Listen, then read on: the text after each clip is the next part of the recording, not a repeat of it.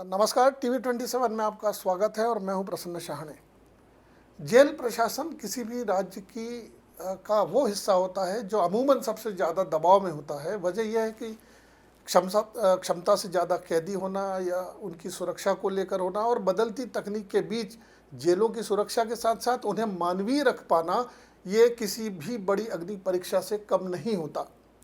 आज मध्य प्रदेश में हम इसी पर बात करेंगे। मेरे साथ हैं आज डॉक्टर वरुण कपूर, जो 19 बैच के IPS अधिकारी हैं और कई UN इंटरनेशनल्स में उन्हें काम करने का अनुभव भी है और उनको कई नेशनल इंटरनेशनल अवार्ड्स मिले हैं। वो उन चुनिंदा अधिकारियों में से हैं जो ज्ञान के बूते समाज को कुछ सर्व करना चाहते हैं। सर, आपका बहुत स्वागत है। सर, थैंक यू, धन्यवाद। एक जेल DG के रूप में आप यहाँ काम कर रहे हैं। सर, क्या बड़ी चुनौतियाँ मध्य प्रदेश में आप मानते हैं कि हम देश के या इंटरनेशनल लेवल पे हम कितना क्या दूर हैं अभी? सर, जेल प्रशासन, जैसे आपने बोला कि जेल को चलाना एक अपने आप में ही चुनौती है, बिकॉज वो इंसानों से डील करते हैं। हम स्टफ मतलब कोई मटेरियल से या कोई स्थिति से नहीं, इंसान रहते हैं, वो दंडित होते हैं, कुछ अंडर ट्रायल होते हैं, बट होते वो ह्यूमन बींग्स हैं। तो उनका प्रबंधन करना एक हमेशा चुनौती होती है। दो मान से होती है। एक तो है उनको सुरक्षित रूप से दंड का संपादन हो, ताकि वो जब रहें हमारी जेल में तो सुरक्षित, मतलब खुद को भी हानि ना पहुंचा पाएँ, किसी और को भी हानि ना पहुंचा पाएँ, और उनका वहाँ से फरार होना या ये वाली प्रवृत्ति को भी चेक में रखना। तो उनका जो दंड मिला है न्यायालय की प्रक्रिया से, वो उनका संपादन सुरक्षित रूप से हो, पहला वो चुनौती। दूसरी होती है सुधारात्मक सेवाएं, जैसे हमारा इसका डिपार्टमेंट का भी नाम है, जेल एवं सुधारात्मक सेवा। तो सुधार करना, उनको बेहतर चीज़ें सिखाना, उनको अध्यात्म से, धर्म से, किसी भी माध्यम से उनका सुधार करके, ताकि जब वो बाहर आएँ तो अच्छे नागरिक बन के निकलें। तो ये हमेशा एक चुनौती होती है और उनको हम लोग बहुत मुश्किल से और बहुत परिश्रम से, हमारे विभाग के लोग इसको संपादित करते हैं। सर, मध्य प्रदेश में भी क्षमता से अधिक कैदी एक बड़ी चुनौती है। इसके लिए कुछ आपके आगे प्लान्स हैं क्या सर विभाग के? हाँ, देखिए, वो एक उसमें एक बहुत अच्छा पहलू है कि मध्य प्रदेश बहुत बड़ा स्टेट है। बड़े स्टेट्स में हमारे पास 125 जेलें हैं, 8 खुली जेलें हैं, मतलब 133 जेल हैं। तो उस मान से हम देश में नंबर 2 पे हैं जेल की संख्या से। तो हमारे यहाँ पे जो आज की तारीख में परिरुद्ध हैं कैदी, वो हैं 42,000 करीब, और हमारी क्षमता है करीब 30,000, अराउंड 30,000। तो इस मान से हमारी ओवर क्राउडिंग जिसको बोलते हैं, वो क्षमता से अधिक जो लोग हैं, आज की तारीख में 35% के करीब है।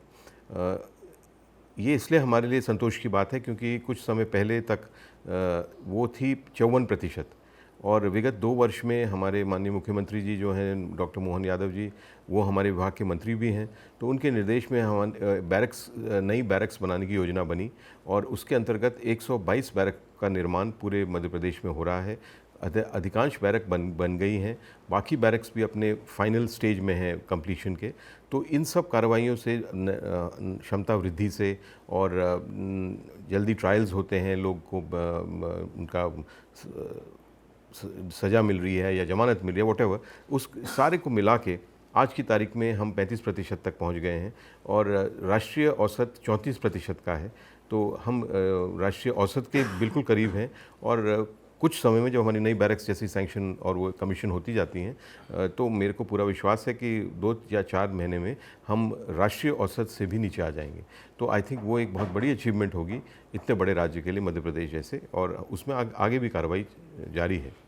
सर, मध्य प्रदेश में वो ओपन जेल का कंसेप्ट आया था, इसमें महिलाओं के लिए भी आपने कुछ आगे बढ़ के कुछ किया है, तो क्या सर ये नवाचार क्या है जेलों में? जी, खुली जेल का कॉन्सेप्ट आपको पता ही होगा। उसमें जो कैदी हैं, ऐसे बंदी हैं जिनने अपनी सज़ा ज़्यादातर पूरी कर ली है और उनने कुछ ट्रेड सीखा है, उनका आचरण अच्छा है, तो उनको उनके आवेदन पर खुली जेल में रहने का एक मौका मिलता है। हमारे पास 8 खुली जेलें हैं, जिसमें 132 कुटियाँ हैं। वहाँ कुटिया बोला जाता है, जो यूनिट्स होते हैं जहाँ पे ये निवास करते हैं। उसमें नियम ये रहता है कि जो बंदी को उसमें रखा जाएगा, वो अपने परिवार के साथ रहेगा, अकेला नहीं रह सकता, परिवार के रूप में रहेगा। और सुबह वो शहर में जाते हैं, वहाँ पे कुछ काम करेंगे, अपनी आजीविका कमाएंगे, और शाम को वापस आ जाते हैं। तो नियम ये है। और उसके अंतर्गत 132, जैसे मैंने बोला, कुटियाएँ हैं अभी, तो उसमें निवासरत हैं हमारे बंदी, और बहुत अच्छी पहल है ये। एक तो जेल की ओवरक्राउडिंग कम होती है, दूसरा एक सुधार के दिशा में बहुत अच्छा कदम है। तो अब सिर्फ उसमें पुरुष बंदी निवासरत हैं। जो नियम बने थे उस ओपन जेल के, उसमें महिलाओं को प्रतिबंधित रखा गया था उस समय। बट हमने ऐसा विचार किया कि महिलाओं को भी हक होना चाहिए ऐसे जेल में रहने का, क्योंकि परिवार की यूनिट के रूप में रहते हैं। तो ज़रूरी नहीं है कि अलग जेल बनाई जाए महिला ओपन जेल, जो कुछ राज्यों में है, जैसे राजस्थान में अलग ओपन जेल है महिलाओं के लिए। बट क्योंकि वो परिवार की यूनिट के रूप में रहते हैं, मेल बंदी भी परिवार में रहेंगे तो फीमेल बंदी भी उसी जेल में परिवार के रूप में रह सकती हैं। तो उसी का हमने प्रस्ताव बना के राज्य शासन को प्रेषित किया था कुछ महीने पहले, और उसमें 10% कुटिया हमने महिला बंदियों के लिए आरक्षित करने का प्रावधान रखा है। और मेरे को ऐसी उम्मीद है शीघ्र वो स्वीकृत हो जाएगा राज्य शासन से, बिकॉज बहुत अच्छी पहल है, महिलाओं के की वेलफेयर के लिए एक पहल है। और उसके अभी विदिन आई थिंक 15 दिन पहले ही माननीय उच्चतम न्यायालय ने भी इस संबंध में निर्देश दिए हैं कि महिलाओं को भी ओपन जेल में रखा जाए। तो हमने तो उससे पहले ही इसको प्रोसेस में ले आए थे। तो आई थिंक जल्द से जल्द वो स्वीकृत होगा, और एक अच्छा नवाचार है, और महिला बंदी जो हमारे जेलों में निरुद्ध हैं उनके लिए एक अच्छी पहल होगी। सर, अलग अलग ट्रेड में ट्रेनिंग दी थी कैदियों को जी सर, उसका क्या हाल है अभी? कोई ट्रेनिंग के हाँ। बाद मतलब वो कुछ चीज़ें बनाते थे और फिर Yes. मार्केटिंग होता था सर, वो कहाँ तक पहुँचा है वो? देखिए, हमारे जो केंद्रीय जेल हैं 13 हैं, 11 केंद्रीय जेल हैं, 2 सर्कल जेल हैं, और कुछ हमारे जिला जेल जो हैं उनमें उद्योग की कॉन्सेप्ट है, मतलब इंडस्ट्री चलती है अलग अलग प्रकार की, अलग अलग जगह पे। कहीं पे बर्तन बनते हैं, कहीं पे मसाले बनते हैं, गुड़िया बनती हैं अपने भोपाल सेंट्रल जेल में। सागर जेल में पावर लूम लगे हैं 100, एक जैन समाज की संस्था है उन्होंने लगाए हैं, तो उसमें साड़ियाँ बनती हैं महेश्वरी और चंदेरी, और वो बहुत अच्छे स्तर की होती हैं। कहीं पे LED बल्ब्स बनते हैं, कारपेंट्री का बहुत सारे उद्योग हमारे जेलों में चलते हैं, और उसमें जो बंदी हैं वो काम करते हैं। 3 जेल हैं हमारे जिसमें ITI है, धार का जिला जेल, बैतूल का जिला जेल और उज्जैन का केंद्रीय जेल जो है, उसमें ITI स्थापित हैं विभिन्न ट्रेड के। तो कैदियों को, बंदियों को ट्रेनिंग भी मिलती है इन ITIs में, और फिर वो काम करते हैं हमारे जेल में। उसके बाद जब बाहर निकल के जाते हैं तो उनको एक जीविका का साधन भी होता है, बिकॉज उनका सर्टिफिकेट होता है ITI का। तो इस प्रकार से बहुत सारे सामग्रियाँ बनती हैं। उनके आउटलेट, हमारे कान्हा बोल के आउटलेट हैं केंद्रीय जेल में, इधर भोपाल में भी है अगर आप मेन रोड पे है, पर उसका इतना ज़्यादा रिस्पांस है नहीं, बिकॉज उनका, हमारा मार्केटिंग का रीच इतना नहीं है। तो हमने ऐसी योजना बनाई है, उसमें हम काम कर रहे हैं, और उसका प्रोजेक्ट भी हम शीघ्र बनाएंगे कि डिजिटल माध्यम से जेल में बने प्रोडक्ट्स का मार्केटिंग, और फिर उनका सेल और उनका डिलीवरी। तो उसका नाम भी हमने सोचा है, और उस पर हम काम कर रहे हैं। हमने कुछ एक्सपर्ट्स लगाए हैं उसमें, उसको हम बोलेंगे जेल रिटेल। और प्राथमिक तौर पे तो हम उसको प्रारंभ करेंगे, फिर अगर हमको कोई बड़ा पार्टनर मिल जाए, जैसे कई संस्थाएं हैं जो ऑनलाइन प्लेटफॉर्म चलाती हैं, तो पार्टनर मिल जाएगा तो हमें एक उनका प्लेटफॉर्म का एडवांटेज मिल जाएगा, रीच मिल जाएगी हमें। तो वो हम उस पर काम कर रहे हैं। तो जो हमारी सामग्री बनती है जेलों में, उसको इस प्रकार से डिजिटल प्लेटफॉर्म के माध्यम से हम उसको मार्केटिंग करेंगे, लोगों तक पहुंचाएंगे। मेरे ऐसी उम्मीद है कि एक बार अगर ये चल गया और लोगों तक इसका संदेश सही पहुंच गया, तो इसका रिस्पांस अच्छा होगा, और फिर हमारा विस्तार भी हो सकता है जो हम बनाते हैं सामग्री अपने जेलों में। और कैदी, इससे बंदियों को आमदनी भी होती है, उनको हम पे करते हैं, उनको एक अमाउंट मिलता है, तो उनकी भी कमाई भी बेहतर हो सकती है। तो इट्स ए गुड, सुधारात्मक सेवाओं की दिशा में एक अच्छा कदम होगा। पर इसकी एक बार हम रिपोर्ट बन जाए तो फिर हम उसको शासन को प्रस्तुत करेंगे उसको लागू करने के लिए। तो क्या सर ये ई-कॉमर्स प्लेटफॉर्म्स है सर, यस, ये भी आपके कंसिडरेशन में है क्या कि हाँ, अच्छे प्रोडक्ट्स बनते हैं, क्योंकि बड़े स्तर पे वहाँ बिकती है चीज़? हाँ, तो हम चाहेंगे कि हमारा प्लेटफॉर्म हो, और ऐसा कोई प्लेटफॉर्म ई-कॉमर्स वाला जो हो, वो हमें पार्टनर करे, वो हमें हमारे को प्रदान करे अपना जो उनका जो पूरा उनका मार्केटिंग नेटवर्क है, हमारे साथ मिल के करे। मतलब आई डोंट वांट दैट हमारे गुड्स उनके प्लेटफॉर्म पे बिकें, हमारा अपना प्लेटफॉर्म हो। वो हमारे को कोई भी ऐसा उपयुक्त, हम देखेंगे कौन सा प्लेटफॉर्म ऐसा अगर हमारे साथ पार्टनर करना चाहता है, तो हमको उनके प्लेटफॉर्म की रीच का एडवांटेज मिलेगा, और एक हमारा अपना प्लेटफॉर्म अगर चला तो एक सही दिशा में एक अच्छा कदम होगा वो। सर, आजकल IT का बड़ा बोलबाला है। अपन देखते हैं कि इंस्टाग्राम हो, फेसबुक हो, इन पे अलग अलग रील्स भी बहुत शेयर होती हैं और काफ़ी पैसा जनरेट करते हैं जो इन्फ्लुएंसर्स हैं। तो क्या भविष्य में ऐसी कोई आपकी योजना बन सकती है क्या कि जो इसको पसंद करने वाले कैदी हैं उनको कुछ आप प्लेटफॉर्म ऐसा जेल में दें कि वो अपने आप को इस तरह से शो ऑफ कर पाएँ, इन्फ्लुएंसर्स बन पाए और कुछ अर्निंग कर पाएँ सर? देखिए उसके नियम होते हैं कुछ, जब आप बंदी उसमें रहते हो अभिरक्षा में, सर तो आई डोंट थिंक उसमें इसके माध्यम में ये इस प्रकार की चीज़ फिट होगी कि वो उधर से जेल के अंदर से अपना कोई अलग पहचान बनाए, या वो तो उनको वो तो अलग चीज़ होती है। उनकी सुधार के लिए, उनके विकास के लिए आध्यात्मिक और बाकी चीज़ों के वो हम प्रयास करते हैं, बट इस प्रकार की चीज़ तो अभी हम विचार नहीं कर रहे हैं। अच्छा सर, आपने बाल प्रहरियों को लेकर भी जेल विभाग में कुछ काम शुरू किया था हाँ। सर, वो कहाँ तक पहुँचा? क्योंकि पुलिस में तो हम देखते हैं कि वो है यस। विभाग में, तो आपका हाँ, नहीं वहाँ था पे वो? बाल आरक्षक बोलते हैं। सर अनुकंपा नियुक्ति के प्रकरण जो होते हैं उसमें ये लागू होता है। अनुकंपा नियुक्ति मतलब किसी विभाग में ड्यूटी के दौरान किसी की अगर मृत्यु हो जाती है तो उसके परिजनों को, एक परिजन को अनुकंपा नियुक्ति के रूप में सरकारी नौकरी मिलती है। या तो वो उस व्यक्ति के बच्चे हों या उसके स्पाउस हो, बीवी या उसका पति हो, जो भी है, उनको पात्रता होती है कि वो उनको नौकरी मिले। बट कई ऐसे प्रकरण आते हैं लाइट में जिसमें जो व्यक्ति की डेथ हुई होती है, उसके या तो बच्चे बहुत छोटे होते हैं या फिर उसकी वाइफ क्वालिफाइड नहीं होती है नौकरी पाने के लिए, तो ऐसे प्रकरणों में बड़ा मुश्किल, कठिन समस्या का सामना करना पड़ता है। पुलिस विभाग में इसलिए बाल आरक्षक का कॉन्सेप्ट है कि अगर छोटा बच्चा है तो उसको बाल आरक्षक पद में ले लिया जाएगा। एक स्टाइपेंड मिलेगी, उनको सैलरी नहीं मिलती, एक स्टाइपेंड होती है जो उनको मिलती है। जब वो 18 साल पूरी कर लेते हैं तब उनको और उनकी एजुकेशन भी 10th तक पूरी हो जाती है, तब वो फुल प्रहरी बन के आ जाते हैं विभाग में, ये फुल आरक्षक बन के। ये तो पुलिस की प्रावधान है। हमारे जेल विभाग में ये प्रावधान अभी तक तो नहीं थे। एक प्रकरण मेरे समक्ष ही आया, एक हमारे प्रहरी की डेथ हुई, उनकी वाइफ और उनके 2 बच्चे, बच्चे तो बहुत छोटे थे। वाइफ चाहती थी अनुकंपा नियुक्ति, बट उसकी हाइट बहुत कम थी, 15 सेंटीमीटर कम थी, तो 15 सेंटीमीटर की छूट देके नौकरी में लेना, तो वो तो बिकॉज़ वो बहुत ही कम होता है, कुछ तो आपको यूनिफॉर्म सर्विस के नाते मापदंड होते हैं, 15 सेंटीमीटर बहुत ज़्यादा हो जाता है। तो अब उसको छूट प्रदान नहीं की जा रही थी, बच्चे छोटे थे, उनको नौकरी नहीं मिल रही थी, तो इसलिए बड़ा मुश्किल स्थिति थी। तो इसलिए मैंने विचार किया, क्योंकि हम पुलिस विभाग से ही आए हैं, तो कि वाई नॉट बाल प्रहरी की योजना हमारे इस महकमे में भी हो, ताकि वो बच्चों को हम बाल प्रहरी बना दें, और जैसे 18 साल का हो तो उसकी योजना हमने बना के राज्य शासन को भेजी है और वो प्रचलन में है, और मेरे को उम्मीद है कि वो भी जल्द से जल्द होगी, ताकि ये भी एक अच्छा वेलफेयर का कदम हमारे स्टाफ के लिए होगा। बहुत बेहतरीन आपका एक कंसेप्ट है सर, क्योंकि आखिर चीज़ें डिसीजन तो सरकार को लेना है होता है, लेकिन फिर भी एक आपने शुरुआत की है तो लगता है कि आने वाला कल अच्छा होगा इस तरह के पीड़ित परिवारों के लिए। सर, जेल में विभाग में प्रहरी से लेकर जेलर तक बहुत कम स्टाफ है, तो पद बढ़ाने के लिए या जो खाली पड़े उनको भरने के लिए उस दिशा में कुछ आपका विभाग आगे बढ़ रहा है? हाँ, देखिए हमारे बहुत सारे पद की भर्ती नहीं हुई थी। 927 तो पद थे, प्लस अराउंड 967 पद के लिए वो जो हमारी डिमांड थी वो पेंडिंग थी।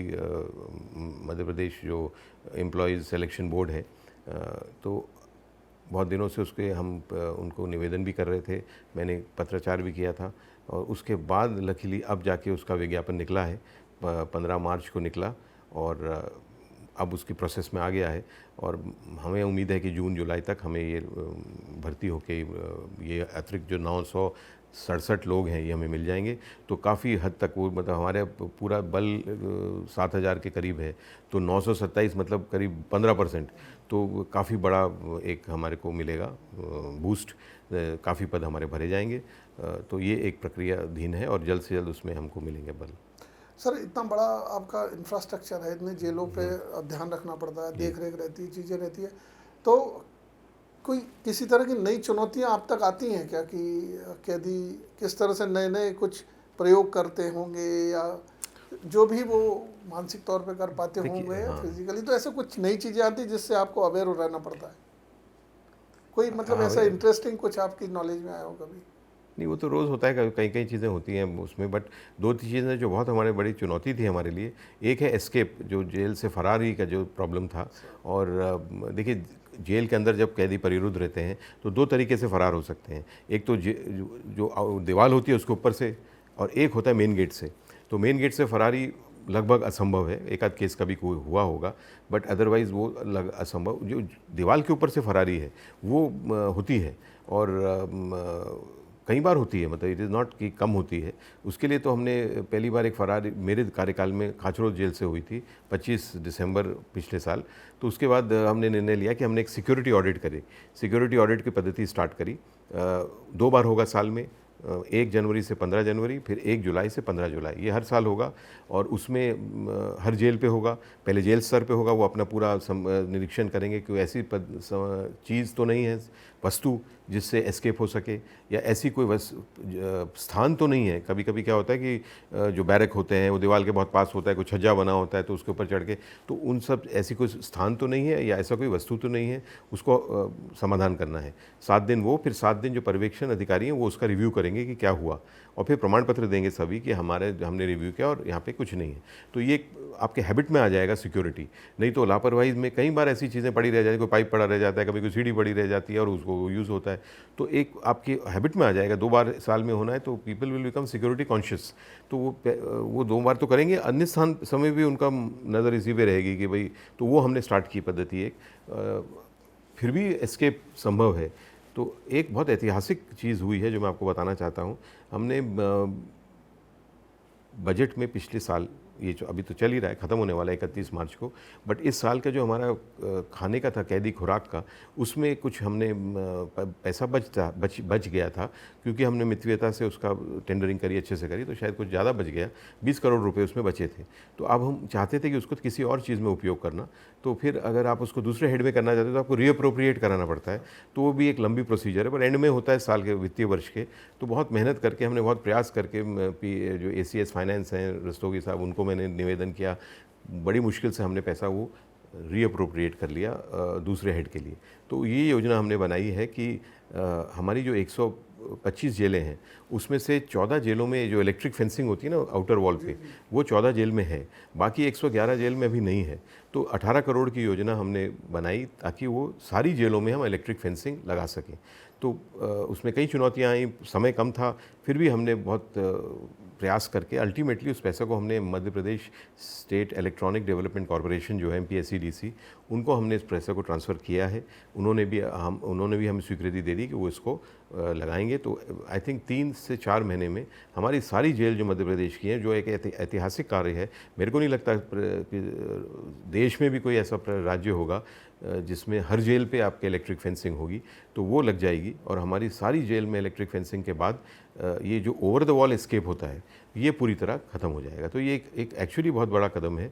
और उसके साथ कुछ जो पैसा बचा था 2 करोड़ रुपए, उसमें हमने फिर एक और नई योजना बनाई है, वो भी हो जाएगा कि हर जेल में स्वच्छ पानी का कैदियों को देना है। 55 जेलों में RO plant and RO filter लगे थे। अब इसमें अंतर्गत जो 2 करोड़ बचे हैं उसमें सारी जेलों में हमारा RO फिल्टर प्लांट लगेंगे, RO प्लांट लगेंगे, RO फिल्टर्स लगेंगे, और स्वच्छ जल हम अपने कैद बंदियों को प्रदान कर सकेंगे। तो ये 2 बहुत ऐतिहासिक पहल हैं जो आई थिंक आने वाले समय में जल्दी ही पूरी हो जाएंगी। और कोई से जो सिक्योरिटी मेजर्स हैं सर, बड़े आपको लगता है कि आने वाले समय में वो होंगे फ्यूचरिस्टिक, अगर आप देख पाते हैं चीज़ें, तो वो क्या हो सकते हैं सर? क्योंकि कई देशों में हम देख रहे हैं सर, जेलें ख़त्म हो गई, वहाँ पे मतलब क्राइम ही नहीं है, हमारा तो बहुत ज़्यादा है। तो हमें उस लेवल पे सुरक्षा पे भी जाना है सर।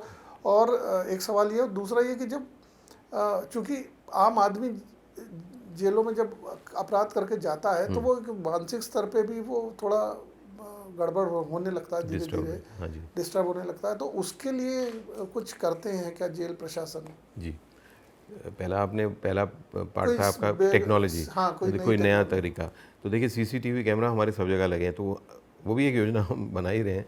उसमें क्या है कि AI जो आजकल आया है, आर्टिफिशियल इंटेलिजेंस, अभी क्या है CCTV मैंने नोटिस किया 1-2 जो जेल ब्रेक्स हुए मेरे समय में, तो CCTV कैमरा में उसका पूरा आया है कि वो कहाँ से गए, कहाँ पे उन्होंने छुपे, कैसे वो चढ़े, कहाँ से वॉल के ऊपर उन्हें डाला, तो वो पूरी CCTV में है। तो ऑब्वियसली उस CCTV को कोई उस समय मॉनिटर नहीं कर रहा था। CCTV तो लग गया, उसकी फीड भी आ गई, तो बाद में उसको विश्लेषण करने के लिए थोड़ी है वो तो है, उसको रोकने के लिए भी है। तो उस समय बल की कमी के कारण, इस कारण से हो सकता है कोई उसको देख नहीं रहा हो उस समय, तो ये हो गया। अब that is requires man power. Manpower। अगर आपको चाहिए उसको 24 घंटे को इसको वॉच करे तो आपको उतना मैन पावर चाहिए, शायद हमारे पास उसकी कमी है। तो इसलिए हमने एक योजना बना रहे हैं, एआई जो होता है आर्टिफिशियल इंटेलिजेंस बेस्ड है वो, तो उसमें मेरी बात भी हुई है कई जो फर्म्स करती हैं, और उन्होंने कई जेलों में प्रदान भी किया, शायद यूपी में जेलों में उन्होंने दिया है। तो वो हम इंस्टॉल करेंगे अपने कैमराज, हमारी जो सॉफ्टवेयर सिस्टम जो लगे हैं, तो वो अपने आप ही अलर्ट जनरेट करेंगे। कुछ उसमें ऐसी चीज़ें होंगी जिससे अपने आप ही, जैसे मेरे पास मेरा मोबाइल, मैं जेल अधीक्षक हूँ, मेरे मोबाइल उससे कनेक्टेड है उस सिस्टम से, तो जैसे ही वो सिस्टम डिटेक्ट करेगा कि कोई कैदी वॉल के पास चल रहा है या कोई ऊपर से कोई सामान फेंक रहा है, जेल के अंदर फेंकने का भी एक बड़ा प्रॉब्लम होता है, बाहर से फेंकते हैं सामान, उसके लिए भी हमें वॉच करना पड़ता है, उसको बोलते वॉल गार्ड होती है ड्यूटी एंड ऑल दैट। तो ऐसी चीज़ें कुछ भी हो रही हों तो संबंधित अधिकारी को अलर्ट आ जाएगा, तो आप इमीडिएटली मतलब you can respond and prevent. तो ये एक बहुत अच्छी सिस्टम होगा, तो उसके आपको मैन पावर की भी कमी होगी, आपकी सिक्योरिटी भी बेटर होगी, और मतलब विन विन सिचुएशन होगी। तो ये हम जरूर बना रहे हैं एक सिस्टम, ताकि वो भी उसको हम सरकार को प्रस्तुत करेंगे। अगर वो स्वीकृत हुआ तो आई थिंक वो इंस्टॉल करेंगे, एंड आई थिंक वो काफ़ी कारगर होगा। दूसरी पार्ट आपने बोला अबाउट बंदियों की जो मानसिक स्थिति जो स्तर होती है, मानसिक स्थिति के लिए भी बहुत प्रयास तो होते ही हैं, आध्यात्मिक प्रयास होते हैं, धार्मिक प्रयास होते हैं, तो हम ऐसी चीज़ें करते हैं। शैक्षणिक भी हम गतिविधियां चलती हैं जेलों के अंदर। ऊपर से जैसे मैंने बोला काम भी करते हैं वो लोग, उद्योग होते हैं जिसमें उनका माइंड बिजी रहता है, ताकि जो कुछ करने में अगर आपका दिमाग लगा रहे तो आप दूसरी चीज़ें नहीं सोचते। तो वो सब चीज़ें हम करते हैं। जैसे अभी हमने इंदौर केंद्रीय जेल में एक बहुत बड़ा आयोजन किया, उनको गीता मानिशी बोलते हैं, ज्ञानानंद जी महाराज हैं, वो कुरुक्षेत्र के हैं, वो जाने माने संत हैं। उनको वो आए थे इंदौर, तो हमने उनको इनवाइट किया जेल में, उनका प्रवचन कराया। उसको पूरा हमारे यूट्यूब के माध्यम से हमने अपनी सारी जेलों में उसका लाइव टेलीकास्ट किया। 25,777 बंदियों ने उसको देखा, जो एक वर्ल्ड रिकॉर्ड बना, बाद में वर्ल्ड बुक ऑफ रिकॉर्ड्स द्वारा उन्होंने दर्ज किया है उसको। तो इस प्रकार से लोग, कैदियों ने, बंदियों ने, उसमें काफ़ी उनका आध्यात्मिक विकास, उनको बहुत सारी शांति और उन संदेश मिलता है। उसके बाद ग्वालियर जेल में भी अभी हमने इसी प्रकार का एक प्रवचन कराया है। तो ये एक तरीका होता है ताकि हम उनको अच्छा संदेश दें बड़े संत के माध्यम से, तो वो आध्यात्मिक तौर पे उनका विकास हो। धार्मिक तौर पे उनके आयोजन हमारे जेलों में होते हैं, चाहे होली हो, चाहे जन्माष्टमी हो, जो भी बड़े बड़े आयोजन हैं। अभी ईद का है तो उसमें रोज़ा इफ्तार होता है, सब कुछ होता है। तो एज अ रिज़ल्ट उनको एज ए कम्युनिटी लिविंग हम सिखाते हैं और ट्राई करते हैं कि वो एक साथ मिल के रहें, तो उनका जो ये जो मानसिक जो उनका प्रॉब्लम है वो कम होगा। बिकॉज आप सब एक साथ रहोगे, एक बैरक में रहते हैं, बहुत सारे लोग रहते हैं। अकेले सेल में जो एक लोगों को कॉन्सेप्ट होता है कि जेल के अंदर सब एक एक उसमें बंद होंगे सेल में, ऐसा नहीं होता है। बैरक्स होती हैं, बैरक्स में 20 लोग कैपेसिटी, कहीं 30, कहीं 40, कहीं 50 लोग एक साथ रहते हैं। तो और उनके ऐसे कर आयोजन भी होते हैं, उनको बहुत सारी चीज़ें होती हैं, तो एक दूसरे का सपोर्ट लेके भी मानसिक उनका वो होता है। बट ऑफकोर्स ऐसे केसेस तो ज़रूर होते हैं जिसमें लोग ज़्यादा डिस्टर्ब होते हैं, तो उसके लिए हम मनोवैज्ञानिक चिकित्सा भी उनको प्रोवाइड करते हैं जेल के अंदर। सर आपने दुनिया भर के में दौरा किया होगा, वहाँ भी जेलों के भी बारे में सुना होगा, देखा होगा। हम कहाँ स्टैंड कर रहे हैं सर? अब नए, चूँकि हम फ्यूचरिस्टिक भी हो रहा है, हम देश भी आगे बढ़ रहा है, तो जेलें भी आगे बढ़ेंगी, नई नई सुविधाएं वहाँ मिल रही हैं। तो आपको क्या लगता है कि हमारे देश में आने वाले 5 सालों में, क्योंकि विचाराधीन कैदियों की संख्या बहुत बढ़ रही है सर, उसको लेके भी कोई प्लानिंग है? और जेल हम कहाँ अगले 5-10 सालों में कहाँ खड़े? विचाराधीन कैदियों की संख्या तो कम हो रही है एक्चुअली, क्योंकि हमारे जो न्यायिक प्रणाली है जो उसमें कुछ तेज़ी आई है और केसेस का निराकरण हो रहा है तेज़ी से। तो एक तो वो है। दूसरा, एक वीसी से पेशी स्टार्ट हुई है वीडियो कॉन्फ्रेंस से, तो हमारे वो भी बहुत बड़ी बात है। हमारे जेल में सारे जेल जो भी हैं वो सारे लिंक्ड हैं। आज की तारीख में वीसी में किसी भी जेल से इधर बैठे बैठे ले सकता हूँ, फर्स्ट। सेकंड, जितने भी न्यायालय हैं हमारे प्रदेश में वो भी वीसी के लिंक से जेल में उनको लिंक्ड हैं। तो हमारी 92% पेशियाँ वीसी से हो रही हैं, वीडियो कॉन्फ्रेंस से। 8% सिर्फ फिजिकल पेशी हो रही है, वो भी अगर माननीय न्यायालय उसको बोले कि आप उनको प्रस्तुत करो या प्रोडक्शन वारंट हो या कुछ हो। अदरवाइज 92% पेशीज़ are from video conference. As a result वो उसमें तेज़ी आ गई है प्रोसेस में। ये तो पहले कभी पुलिस गार्ड नहीं मिला, बंदी नहीं पहुंच पाया, तो फिर वो पेशी टल गई, जैसे वो सब चीज़ें भी कम हो गई हैं, बहुत कम। तो निराकरण जल्दी हो रहा है केसों का, और विचाराधीन बंदियों की संख्या हमारे राज्य में तो कम है, हो रही है। मैं आपको आज की स्थिति में बता सकता हूँ कि हमारे राज्य में 55% अंडर ट्रायल हैं एंड 45% कॉन्विक्ट्स हैं, तो नियरली हाफ हाफ है। तो वो स्थिति काफ़ी संतोषजनक है। तो आई थिंक काफ़ी सुधार है जेल के अंदर परिसर में। आप कभी गए हैं तो आई डोंट नो, बट आप कभी दौरा करना, उधर अंदर जाना और देखना कि जेल परिसर में जो आपकी एक मेंटल जो आपका अगर एक इमेज होती है ना क्या जेल होता है, वो पूरी टूट जाएगी। बड़ा अच्छी सुधारात्मक जगह है। जैसे आप भोपाल सेंट्रल जेल में जाइए तो आपको वहाँ पे बगीचे मिलेंगे, बाग मिलेंगे, ओपन स्पेसेस मिलेंगी, आपको तो लगेगा ही नहीं आपकी जेल के अंदर हो। और मेरे को ऐसा लगता है कि छोटी छोटी जगह जो हमारी जेलें हैं, जैसे तहसील टाउन में, वहाँ पे सबसे स्वच्छ एरिया वो जेल के अंदर होगा। बाकी उसके कॉलोनीज एंड ऑल में इतनी साफ़ सफाई नहीं होगी और स्वच्छता नहीं होगी जितना हमारी जेलों के अंदर है। बस ये है कि वो लोग उसके अंदर इनक्लोज्ड हैं, सजा पा रहे हैं। इज़ नॉट दैट वो कहीं भी जा सकते हैं, बट वो जो एक मेंटल इमेज होती है जेल की, वो आपको ब्रेक हो जाएगी अगर आप खुद ही जेल जाओगे। तो देखने के लिए ऑफ कोर्स जाओगे नहीं, बट इसीलिए मेरे को ये बोलना है कि जेल हमारी इंडिया में, मध्य प्रदेश में तो मैं बता सकता हूँ, दूसरे राज्यों में जो मैंने देखी हैं कम ही देखा बिकॉज मेरे को ज़्यादा समय नहीं हुआ है, बट आई थिंक जेल और जेल परिसर, जेल के कार्रवाइयाँ की बहुत अच्छी स्थिति है।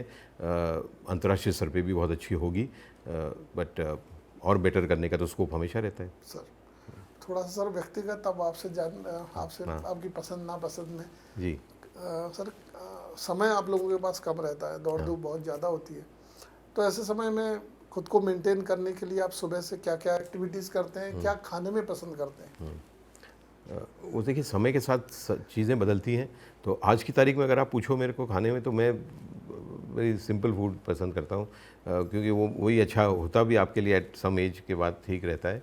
और समय तो बहुत कम मिलता है, जैसे आपने बोला, तो थोड़ा बहुत जब मौका मिले तो आई डू सम वॉकिंग। मैं खेलता था, मतलब game, I was very fond of playing, that was my way of exercise. कई लोग अन्य जिम जाते हैं, कुछ करते हैं, जो भी करते हैं, मेरे को स्पोर्ट्स में बड़ा शौक था। तो जब मैं इंदौर में बहुत लंबे समय से पदस्थ था, इंदौर आसपास, यहाँ भोपाल तो मैं भी आया हूँ, तो यहाँ पे मेरा वापस चालू नहीं हो पाया, बट मैं स्विमिंग करता था जब सीज़न होता था उसका। पिकल बॉल बोल के एक नया स्पोर्ट निकला है, मैं उसमें हमने एक कोर्ट बनवाया था। मेरे पिछले संस्था RAPTC बोल के एक संस्था है इंदौर में, मैं वहाँ पदस्थ था, तो हमने एक पिकल बॉल कोर्ट बनाया था, तो मैं वो करता था। राइडिंग, हमारे वहाँ हॉर्सेस थे, तो मैं हॉर्स राइडिंग करता था जब भी समय मिलता था। तो इस प्रकार से खेल के, पहले मैं बैडमिंटन खेलता था काफ़ी, टेनिस खेलता था, तो फिर थोड़ा उम्र जब आपकी, तो हाथ में मेरा टेनिस एल्बो हो गया, तो फिर मैं वो नहीं खेल पाया। तो ऐसे करके स्पोर्ट्स का मेरा बड़ा शौक़ है, एंड उसमें मैं अपना समय जब भी मिलता है, यहाँ पे मेरे को स्टार्ट करना है ऑफकोर्स, बट उससे अच्छी फिटनेस भी आती है, मनोरंजन भी होता है और आपका समय भी अच्छा निकलता है। पढ़ने लिखने का शौक सर, जैसे रात में पढ़ने का कुछ बुक्स हाँ, वगैरह वो भी रखते हैं अब वो कम हो गया, पहले तो बहुत पढ़ता था मैं, बट जैसे जैसे डिजिटल वर्ल्ड बड़ी है, तो अब आपके पास पढ़ने की थोड़ी आदत कम हुई है। वो सही नहीं है वैसे, बट हाँ, मेरे को पढ़ता कम हूँ मैं अब, बट मैं लिखता बहुत हूँ। मैंने बहुत न्यूज़पेपर में मेरे साइबर पे आर्टिकल्स आते थे, कॉलम्स आते थे, नई दुनिया में भी आता था, तो बहुत सालों तक आया, फिर मैंने धीरे धीरे वो भी कम हो गया। मैंने एक किताब लिखी है, मेरे को वाइल्ड लाइफ फोटोग्राफी का बहुत शौक़ है, बचपन से है। मेरे पिताजी IAS अधिकारी थे, मध्य प्रदेश काडर में थे, मुख्य सचिव थे मध्य प्रदेश के। तो मैंने बचपन से, जब मैं छोटा था तब कभी जंगल वंगल में उनके साथ जाता था, तो मेरे को बहुत एक पैशन था जंगली जानवर और वो सब, तो उसको मैंने बहुत डेवलप किया। बिकॉज जब मैं साइबर का काम करता था, पूरे इंडिया में मैं जाता था WWF के साथ, तो मैंने फ़ोटोग्राफ्स लिए, तो एक बुक लिखी मैंने, उसको बोलता था कॉप विद द कैमरा। तो वो मैंने लिखी भी है। बड़ा परिश्रम लगता है बुक लिखने में, मेरे को पता चला जब मैंने लिखी। इज़ लाइक एक बच्चा होना उस टाइप का होता है, एक बुक लिखना बड़ा मुश्किल होता है। तो पर मेरे को शौक़ है लिखने का, I like to write and I like photography as I said. And बाकी समय जो मेरा है मैं अपने घर में बिताता हूँ।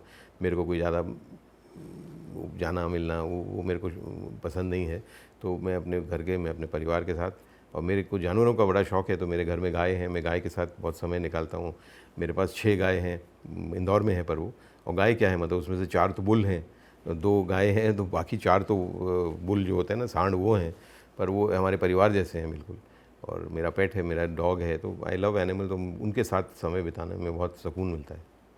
सर बहुत बहुत धन्यवाद सर बात करने के लिए। Thank you so much, thank you channel से। तो ये थे डॉक्टर वरुण कपूर, जिनका विजनरी होना मध्य प्रदेश के लिए बहुत फ़ायदेमंद हो सकता है, क्योंकि जिस तरह से उन्होंने आज हमसे बातचीत की और जिस तरह से उन्होंने बताया कि हमने क्या क्या प्रस्ताव सरकार को भेजे हैं और सरकार को वो मानना पड़ेंगे, क्योंकि अगर कैदियों की दशा सुधारना है मध्य प्रदेश में तो वो सब बहुत ज़रूरी भी है। तो आज के लिए बस इतना ही, अब मुझे दीजिए इजाज़त, नमस्कार।